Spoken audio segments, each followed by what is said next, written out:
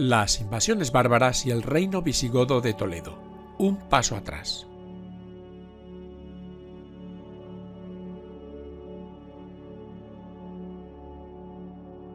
Y vamos a empezar este tema, como siempre, haciendo una pequeña introducción.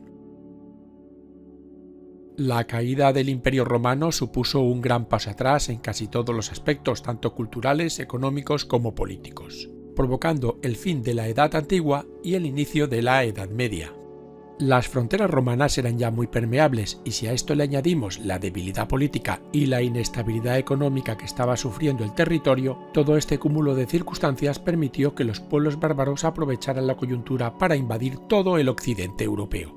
Tan solo el Imperio Romano de Oriente, es decir, el Imperio Bizantino, permaneció a salvo hasta 1453, con la caída de Constantinopla a manos del ejército turco, iniciándose así la Edad Moderna.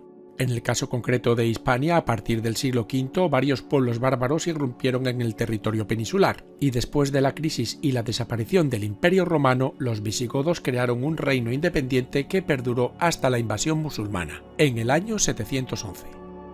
Este sería un mapa especificando el marco geográfico del tema que estamos estudiando, y esta sería una tabla cronológica con los acontecimientos más importantes del periodo. Precisamente esta misma tabla está en nuestra web, youcan.com, junto con los apuntes, su anexo y un práctico mapa conceptual muy útil para comprender el tema de un solo vistazo.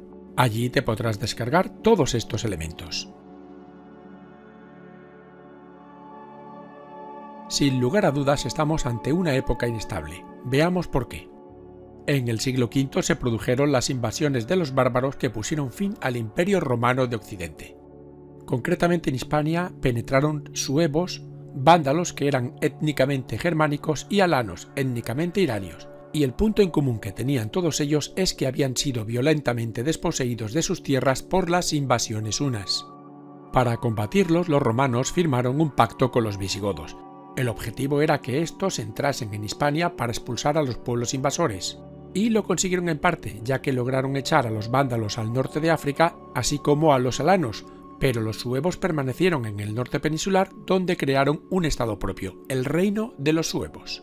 Como premio a la acción de los visigodos, el emperador permitió a estos establecerse en Galia y parte de Hispania, donde formaron un reino, el reino de Tolosa, cuya capital es Toulouse, pero la presión de los francos, otro pueblo bárbaro invasor, les obligó a replegarse sobre Hispania, y esto ocurrió debido a su derrota en la batalla de Bouillé.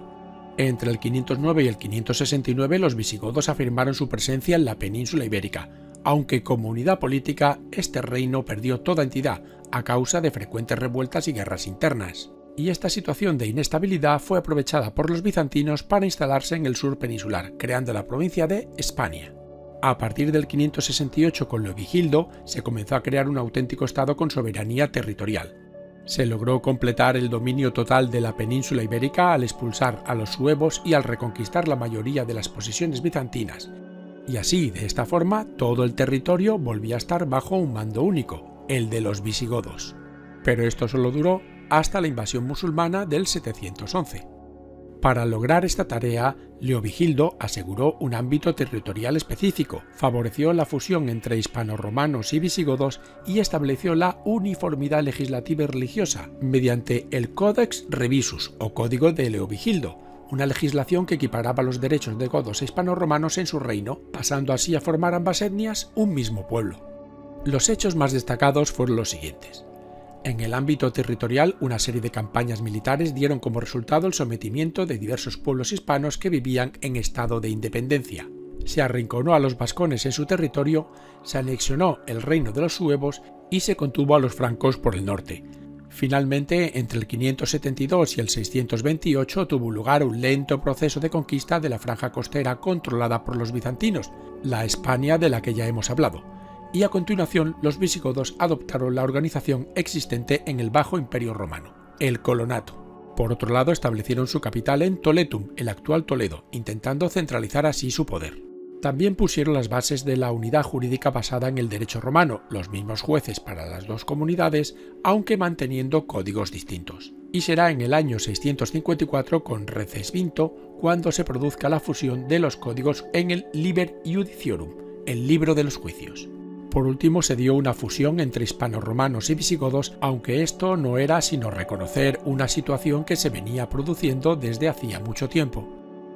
Pero el principal problema que tenían los visigodos era el de hacer ejecutiva su autoridad debido a una simple cuestión demográfica. Tan solo eran unos 100.000 sobre una población total de 4 millones de hispanorromanos, es decir, el 2,5% del total. Y el gran escollo radicaba en el aspecto religioso entre ambos pueblos. Los visigodos eran arrianos, mientras que el resto de la población practicaba el catolicismo. Y será el hijo de Leovigildo, Recaredo, quien en el Tercer Concilio de Toledo se convertirá al catolicismo junto con parte de la nobleza abjurando del arrianismo, y de esta sencilla forma solucionaría el segundo problema.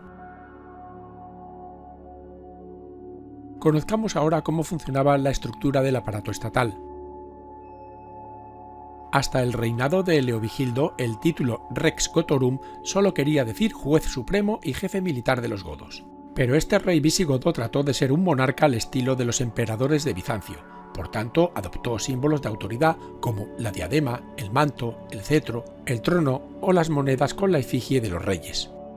Para gobernar dejó de contar con la asamblea de los hombres libres, los jefes de los clanes al estilo de los antiguos reyes germánicos, y ejerció el poder solo con la ayuda de los órganos de gestión y asesoramiento radicados en la corte, que son los siguientes. El Officium Palatinum, formado por los órganos de gestión al frente de los cuales estaban el conde de los escribientes, el conde de los establos y el conde del tesoro. El Aula Regia, un consejo asesor del rey formado por los altos funcionarios del Officium, nobles importantes y altos cargos eclesiásticos. Y los Concilium, que con ellos los reyes visigodos intentaron controlar las asambleas de los obispos proclamando su presidente y obligando a que se celebraran en Toledo. Y este sería un esquema de los órganos de gestión y asesoramiento. Y todo ello creó las bases de una nueva organización social, el prefeudalismo. En la Hispania visigoda predominaba el mundo rural. En el campo destacaban las villas, unas grandes explotaciones de la nobleza o la iglesia cuyo trabajo realizaban los colonos. En aquella sociedad fueron tomando fuerza las relaciones de carácter personal. Los reyes apoyaban en los nobles que consideraban más adictos a su causa, los llamados fieles del rey o gardingos, una especie de vasallos personales. Y a su vez los nobles tenían como encomendados a pucelarios y sayones, a los que concedían tierras a cambio de apoyo militar. En resumidas cuentas, que en el medio rural se fueron poniendo los cimientos del régimen señorial, lo que se conocería posteriormente como feudalismo. De esta forma los nobles acaparaban funciones públicas como administrar la justicia o cobrar tributos. Y estas funciones las ejercían sobre los colonos, que trabajaban las tierras de los señores o, aun siendo suyas, se ponían bajo la protección de estos a cambio de impuestos o trabajo para el señor. ¿Y qué conclusiones podemos sacar de todo ello? Pues las siguientes. La llegada de los visigodos al territorio peninsular supuso un atraso a todos los niveles con respecto al Imperio Romano, especialmente en diferentes ámbitos como el cultural, el económico, el social y el político. De todas formas, todo hay que decirlo, las instituciones del Bajo Imperio Romano existentes en Hispania estaban ya muy debilitadas y deterioradas, con lo que la invasión bárbara no fue más que una continuación de la inexorable decadencia de una sociedad en franca crisis.